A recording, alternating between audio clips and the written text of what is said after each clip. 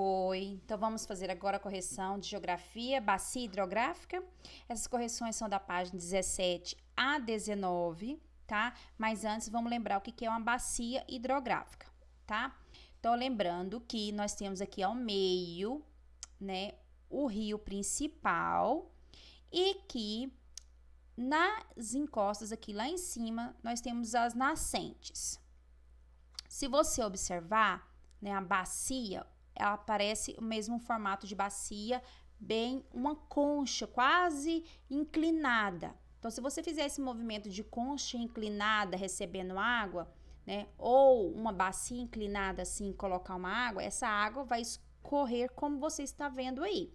Então, esse relevo, tá vendo? Tanto que o relevo é importante para os rios, porque ele capta a água para os rios aí, né, para manter e alimentar esses rios. Então, nós temos aqui as nascentes, tá? E os rios que vão alimentar o rio principal, que tem os afluentes, que vão desaguar dentro do rio. Então, é um rio pequeno, entra dentro do outro rio pequeno, entra dentro do outro, até desaguar no rio principal, tá? Então, as águas da chuva que vocês estão vendo aí simbolizando pelas nuvenzinhas, né? Quando chove, então vocês estão observando que o quê? O terreno facilita, por isso que é uma bacia, o escoamento desta água para os rios principais. Então, a chuva vai abastecer tanto os rios pequenos, que vai armazenar essa água que escorreu, e vai toda essa água chegar no rio principal. Por isso que às vezes, em alguns lugares, né, que o rio principal passa, que não está chovendo, de repente aumenta aí o nível de água dessa região. Por quê? Porque muitas vezes a chuva aconteceu lá na cabeceira, lá onde nasce o rio. E aí, como aquela região às vezes choveu muito, ela capta essa água e aí ela vai descendo pelo rio principal até chegar, né, às vezes onde a pessoa estava, que nem lá às vezes estava chovendo. E aí eu coloquei esse desenho porque é muito bonitinho, porque parece muito uma couve, né? A couve, quando você joga água para ela, dentro dela assim, a água também vai escorrer pelas aquelas veinhas que ela tem no meio aqui do caule.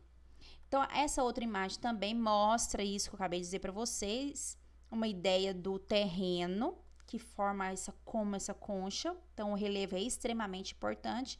E aí, vários veinhas, que são os rios, né, os afluentes, que vão captar essa água da chuva para escorrer, que vai escorrendo aí, alimentando o rio principal, que é o que está ao meio, que no finalzinho dele vai ser a sua foz, tá?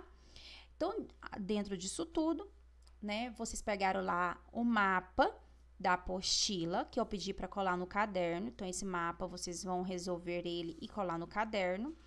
Vamos fazer aí as correções. Então, nesse mapa, Brasil Grandes Bacias Hidrográficas, ele está separado todo por cor, né? São as bacias. Então, quer dizer o seguinte, que essa cor verde aqui, se tirar uma foto lá de cima, o que você vai observar? Que forma uma bacia nessa cor. Então, essa região toda aí tem um terreno onde vai alimentar o rio principal que dessa região, que é quem que tá passando aqui, né? A verde. O rio Amazonas, tá? Que vai alimentar. Então, aí vai formar uma região. Como o mapa tá reto, não é o que a gente está observando do solo. Do mesmo jeito, as outras cores. Então, todas as cores aqui são um formato de bacia bem parecido com essa que eu acabei de mostrar para vocês. Então, pode ser muito grande. Olha o tamanho da extensão territorial aí da região norte, pela bacia, que pega até um pedaço aqui da região centro-oeste, né, que é o Mato Grosso. Então, é muito grande para manter toda os rios aqui, seus afluentes. Por isso que desmatamento, né, desordenado das regiões prejudica muito a questão dos rios. Então, a gente tem que as cores, né, e cada bacia, qual que é a bacia que está alimentando aí os rios e seus afluentes, tá? Então, vamos para as questões. Então, analise o mapa Brasil, grandes bacias hidrográficas, disponível na página 2 do material de apoio, e depois faça as atividades propostas.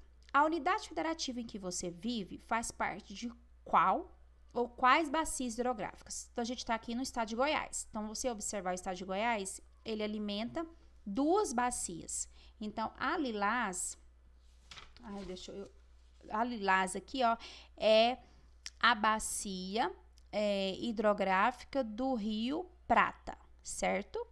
E a outra bacia é a bacia hidrográfica do Rio Tocantins. Então, nosso estado alimenta a bacia que vai alimentar o Rio Tocantins e a bacia hidrográfica que vai alimentar o Rio Prata, que é aqui a parte de baixo que vocês estão vendo. Então, essa bacia aqui vai alimentar este Rio Prata, certo?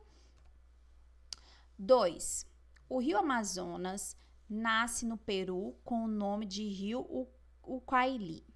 Ao entrar no Brasil, passa a ser chamado de Solimões, até sua junção com o Rio Negro. Desse ponto até sua foz, recebe o nome de Amazonas. O Rio Amazonas pertence a qual bacia hidrográfica? Então, aquela bacia toda verde que vocês estão vendo, chama Bacia Hidrográfica do Rio Amazonas. Com o lápis, marca um X na nascente do Rio Amazonas e um círculo na sua foz. Então, você vai vir aqui, marcar um X na nascente, tá? Do Rio Amazonas e um círculo na sua foz. Por isso que o mapa tem que ficar no caderno, tá? Em que oceano o Rio Amazonas deságua? Então, ele deságua no Oceano Atlântico. Vamos fazendo também o Czinho aqui na apostila de correção. Então, eu coloquei aqui pra gente observar, né? O Rio Solimões aqui. Aí vem o Rio Negro e daqui pra frente o Rio Amazonas e aqui a sua foz, certo? Porque a atividade seguinte vai pedir pra gente como se estivesse descendo o rio de costa, né, pra cá, pra nascente, descendo o Rio Amazonas. E aí, então, eu coloquei aqui um menininho pra vocês verem, ó. Saiu, entrou. Então, vamos lá pra pergunta. De costa para a nascente de um rio, tem-se a margem direita, à direita, e a margem esquerda, à esquerda. Imaginando que você está de costas para a nascente do Rio Amazonas, cite um afluente desse rio localizado na margem direita. Então, pode ser qualquer um desses 3 rios, ou o Rio Purus, Madeiras ou Tapajós. À sua esquerda, o Rio Japurá ou o Rio Negro, certo? O São Francisco é um rio muito importante para os habitantes do Nordeste do Brasil. De qual bacia hidrográfica ele faz parte? Então, vai lá no mapinha, né? Ele pertence à bacia hidrográfica do Rio São Francisco. Letra B. Localize o Rio São Francisco no mapa com lápis e trace o percurso que ele faz da nascente até a foz. Então, você vai lá no mapa do Brasil, fazer todo aquele percurso que eu já mostrei, acho que já em 2 vídeos, que ele nasce em Minas Gerais, tá? E aí, você vai fazer todo aquele percurso. Na letra C, observe novamente o mapa do Brasil, relevo página 7, seguindo o percurso do Rio São Francisco, da nascente até a foz. Identifique as unidades federativas e as formas de relevo pelas quais ele passa. Então, as unidades federativas são Minas Gerais, Bahia, Pernambuco, Alagoas e Sergipe. E os relevos que ele passa são Planalto, por depressão e até chegar à planície. Então, como ele vai descer na foz, a foz é planície. Então, até chegar na planície, certo? Agora, aqui na questão da página 18 e a 19. Então, eu vou lendo as frases, vocês vão observando aqui as respostas, fazendo o Czinho. As diferentes formas da superfície terrestre, eu tenho o relevo. Processo de desgaste dos materiais que formam as rochas e os transportes deles para as áreas mais baixas do relevo é erosão. Forma de relevo com superfícies onduladas e bordas irregulares devido ao intenso processo de erosão. Então, eu tenho o planalto. Dependendo da natureza das rochas, os planaltos podem assumir diferentes formas, como chapadas e escarpas. O Brasil, em geral, não apresenta altitude muito elevadas, pois seu relevo formou-se há mais de 500 milhões de anos. Na letra F, grande elevação natural do terreno, com altitude superior a 3.000 metros, formada por um grupo de morros, que é montanha. Na letra G, os seres humanos modificam o relevo de acordo com seus interesses e modos de vida, sem muitas vezes levar em consideração as consequências de suas ações sobre o ambiente. Na letra H, relevo rebaixado em relação às áreas ao redor, que é no planalto, então é a depressão. Resultado do processo de deposição de materiais trazido das áreas mais altas pelo vento e pela água da chuva, planície. Onde surgem os rios? Nascente. Os rios de planície têm curso mais lento e são favoráveis à navegação. Em locais onde há seca prolongada, com escassez ou poucas chuvas, os rios secam completamente, são chamados de temporários. Os rios de planalto podem ser aproveitados para a instalação de usinas hidrelétricas e geração de energia. A importância do Rio São Francisco está principalmente no uso de suas águas para pesca, navegação, irrigação de lavouras e geração de energia. E último, bacia hidrográfica é a área drenada por um rio principal e seus afluentes. Então, aqui a gente termina a nossa correção de geografia. Faça o Czinho. Qualquer dúvida, pode chamar a professora. Beijo.